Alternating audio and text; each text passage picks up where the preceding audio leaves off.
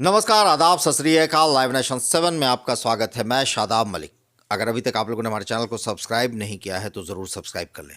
बिहार कर्मचारी चयन आयोग 2014 प्रथम इंटर स्तरीय अभ्यर्थियों की परीक्षा को 8 साल तक खींच चुका है लगभग, और काउंसलिंग करा ली गई है 14,410 अभ्यर्थियों की। मगर कई सवाल उठ रहे हैं। एक सवाल है एनसीएल 2014 की शर्त को लेकर, तो वहीं दूसरा सवाल है कि सेकंड लिस्ट जारी करने की ज़रूरत है या नहीं।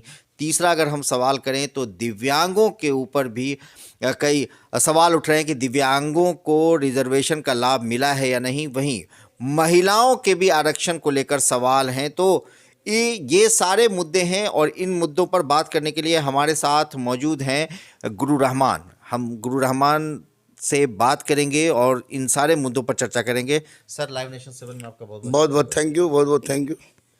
सर, ये सारे मुद्दे ऐसे हैं जिसमें अभ्यर्थी लगातार आवाज़ उठा रहे हैं कि सेकेंड लिस्ट जारी होना क्यों नहीं चाहिए। 13,120 सीट है, 14,410 अभ्यर्थियों की काउंसलिंग कराई गई है। फिर आपसे हम और भी एनसीएल 2014 पर भी चर्चा इसमें करेंगे। दिव्यांगों के रिजर्वेशन को क्लियर नहीं किया गया है, ना रैंक लिस्ट जारी नहीं हुआ है, कट ऑफ नहीं जारी हुआ है। तो कई मुद्दे हैं। महिलाओं के आरक्षण की भी बात अगर हम करें तो महिलाओं को लेकर भी सवाल महिलाओं के भी उठ रहे हैं कि उनको भी आरक्षण का लाभ मिला है या नहीं मिला है, समझ में नहीं आ रहा है। तो ये सारी चीज़ें हैं जिस पर बात करना है। सर देखिए, सबसे पहले बात तो कि बीएसएससी की जब बात होती है तो मुझे हंसी भी आती है और गुस्सा भी आता है कि एक एक वैकेंसी 8-8 साल पर ये पूरा नहीं करा पाई। और जब काउंसलिंग कराया तो काउंसलिंग में हजारों यक्ष प्रश्न अपने अंदर समाहित कर दिया। एक तो एनसीएल की बात है, तो एनसीएल में बेवकूफ़ लगता है मुझे आयोग कि 2014 में बहुत सारी जाति ऐसी थी जो आज 2021 में वह ओबीसी थी, ईबीसी में आ गई है, ओबीसी में थी और एसटी में आ गई है। तो यहाँ पर निश्चित रूप से 2014 का एनसीएल सबके पास होगा कि नहीं होगा, इसकी कोई गारंटी नहीं। इस पर आयोग को नरमी बरते और दूसरा बरतना चाहिए। एडवर्टीजमेंट में भी नहीं था और बिल्कुल नहीं, विज्ञापन में किसी तरह बात नहीं थी। उस पर आयोग को नरमी बरते, क्योंकि आयोग अगर नरमी नहीं बरतती है तो आयोग की बदमाशी होगी स्पष्ट रूप से एनसीएल के मामले में। दूसरी बात मैं स्पष्ट रूप से बता दूं कि 13,120 सीट है, 8 साल हो गया और 15 से 20% लड़के अनुपस्थित हैं, या तो कहीं पदस्थापित हो गए हैं या किसी मर खप गए बेचारे, या किसी अन्य धंधा पानी में लग गए हैं। तो 13,120 सीट में एक भी सीट खाली रहता है तो आयोग का यह परम कर्तव्य बनता है कि वह सेकेंड लिस्ट निकाले, और निकालना ही पड़ेगा सेकेंड लिस्ट आयोग को, क्योंकि आयोग सेकेंड लिस्ट नहीं निकालता है तो ये गुंडागर्दी है, 100% गुंडागर्दी है। सेकेंड लिस्ट आना ही चाहिए ताकि 13,120 बच्चे बढ़े। फर्स्ट लिस्ट में नहीं पूरा हुआ, सेकेंड लिस्ट में पूरा कीजिए, सेकेंड लिस्ट में पूरा नहीं हुआ, थर्ड लिस्ट में पूरा कीजिए, उस समय तक पूरा कीजिए जब तक आपका 13,120 सीट नहीं भर जाता है। तो इसको निकालना पड़ेगा आयोग को, किसी भी हालत में हंस के निकाले, रो के निकाले, गा के निकाले। इसमें सर एक चीज़ मैं जोड़ना चाहूँगा कि 14,410 अभ्यर्थियों की काउंसलिंग कराई गई, जो हम लोगों को बात करके समझ में आया कि लगभग 15% अभ्यर्थी एब्सेंट पाए गए। तो उस हिसाब से भी अगर हम देखें तो 14,410 में अगर 15%, तो लगभग 12,500 के आसपास सीट फुल हो पाता है। तो ये तो बड़ा, देखिए, आपको 15% लग रहा है, लेकिन मैं आपको एक बात बता दूं आपको कि बहुत सारे बच्चे ऐसे हैं जिनका 2446 दरोगा में हो गया फाइनली। हाँ, ये तो 2446 में हो गया, उसके बावजूद भी उन लोगों ने काउंसलिंग कराया है। और जब 2446 दरोगा की नियुक्ति हो जाएगी तो निश्चित रूप से इंटर स्तरीय वो ज्वाइन नहीं करेंगे, तो सीट खाली तो रहना तय है। अब ये प्रश्न उठता है कि आयोग second list, third list, fourth list, जितना लिस्ट निकालना पड़े निकाले, और बच्चों का 13,120 सीट को किसी हालत में भरे, नहीं तो इसके विरुद्ध कुछ भी हो सकता है।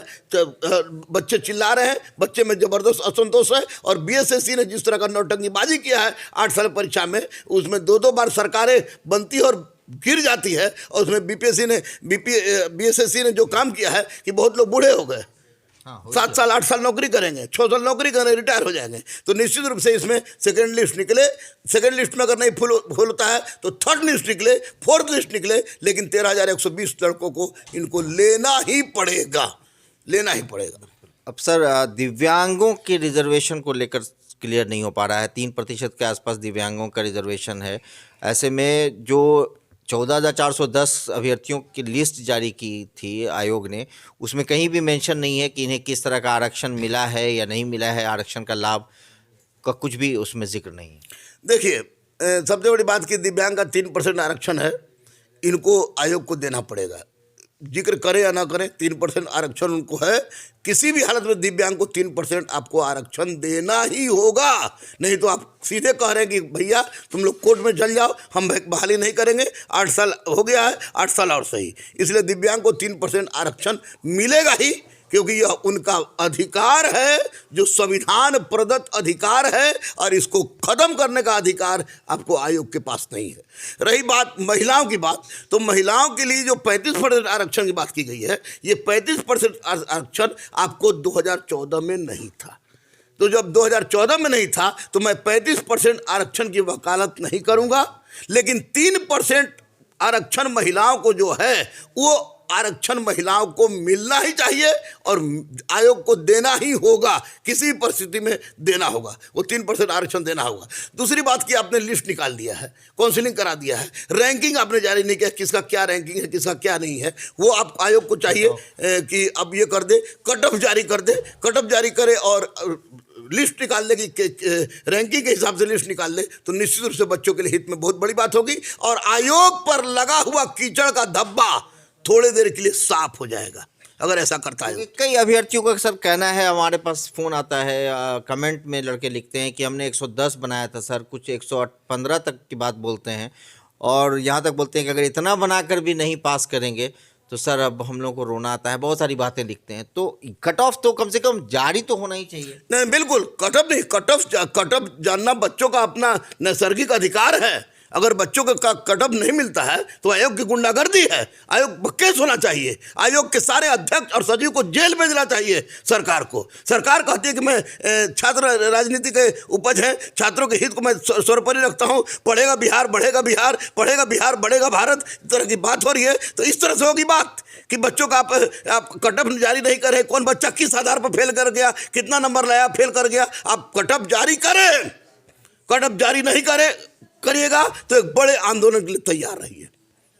और एक सवाल सर अंत में सिर्फ उन अभ्यर्थियों के लिए जो फिंगरप्रिंट मिसमैच का मामला आपने भी सुना होगा, तो उसमें मुन्ना भाई और कई तरह के उन पर आरोप भी लग गए, बल्कि हमने उसे चैनल के माध्यम से चलाया भी और दिखाया कि वो जो बायोमेट्रिक मशीन ने कितनी गलती की है। लड़का की जगह लड़की की तस्वीर छप गई।